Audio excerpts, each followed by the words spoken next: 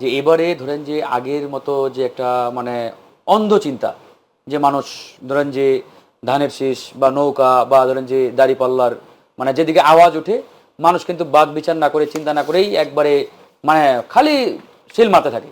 তো ওই রকম একটা পরিবেশ কিন্তু এবার হবে বলে আমি মনে করি না। এবার ধরেন ইতিমধ্যে প্রায় 4 কোটির উপরে তরুণ ভোটার, এই ভোটাররা কিন্তু অনেক চিন্তা ভাবনা করে এবার ভোটটা দেবে। আবার যারা ধরেন মধ্যম বয়সী বা বয়স্ক, এখন সবার হাতে হাতে মোবাইল। এই 14-15 বছরে বাংলাদেশের যে অবস্থা সবাই কিন্তু মোবাইলে সব জানে। তো সুতরাং আগামীতে তারা কিন্তু আসলে মার্কার থেকে ব্যক্তিকে প্রাধান্যটা বেশি দেবে, যে আসলে যাকে আমি ভোটটা দিচ্ছি সে দাঁড়িপাল্লার না নৌকার নাকি ওই কি বলে ধানের শীষের নাকি ট্রাকের, ডাজেন্ট ম্যাটার। ব্যক্তিটা আসলে কি, সে কি আমার অধিকার নিয়ে কাজ করবে, আমার পক্ষে থাকবে, আমার জন্য সে আসলে কি ভূমিকা রাখবে, এই জিনিসগুলো কিন্তু এখনই তাদের চিন্তা করে। নাকি শুধু ওই ভোটের আগে লম্বা পাঞ্জাবি মাথায় টুপি দিয়ে এসে খালি একবার ভোটটা দেন, নির্বাচনের পর দিন থেকে চিন্তাই করা লাগবে না, আপনার দায়িত্ব আমার, এরকমই কিন্তু বলে আসছে বিগত সময়। তো এই যে একটা চটকদার বক্তব্য বিগত সময় দিয়েছে, এই বক্তব্য কিন্তু পাবলিক এখন খায় না। আমি দেখছি তো, আমি এলাকায় গিয়ে এই ধরনের বক্তব্য দিলে এই পাবলিক থামাই দেয়, প্রশ্ন করে ডাইরেক্ট আঙ্গুল তুলে এভাবে, যে এর আগেও তো বলছে, সে তো কিছু করতে পারে নাই, আপনি কি করবেন, কি করেছেন, এই যে ডাইরেক্ট কোয়েশ্চেন। তার মানে মানুষের মধ্যে, ভোটারদের মধ্যে পরিবর্তন আসছে, চেঞ্জ আসছে।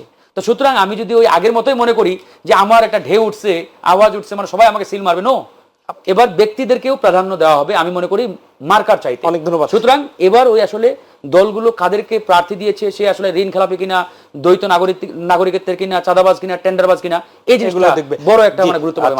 আমরা তো দেখছি যে বিগত সময়ে যে গণমাধ্যম একজনকে ধরেন যে একবারে ভিলেন বানিয়ে একবারে নিয়মিত নিউজ করতো, সেই গণমাধ্যম এখন একই ব্যক্তিকে নায়ক বানিয়ে দেয়। তার মানে এই যে গণমাধ্যমের ভিতরে একটা মানে দ্বিচারিতা বা একটা ধরেন যে এটাকে কি বলবো আসলে, তো এই ভূমিকাটাকে তো এখনো রয়েছে। তো সুতরাং গণমাধ্যম আসলে চাই কিনা নিউট্রাল থাকতে, নিরপেক্ষ থাকতে, that is the major question.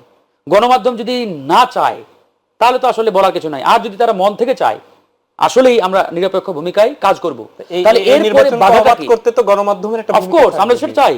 গণমাধ্যমের সবচেয়ে বড় ভূমিকা, গণমাধ্যমের সুবাদে আমরা একটা অবাধ সুষ্ঠু নিরপেক্ষ নির্বাচন উপহার পেতে পারি। কারণ তাদেরকেই জানাতে হবে কোথায় অনিয়ম হচ্ছে, কোথায় মারামারি হচ্ছে, কোথায় কি হচ্ছে, এগুলো তো আমরা আসলে নিজেরা জানতে পারবো না, গণমাধ্যম জানালে না জানতে পারবো।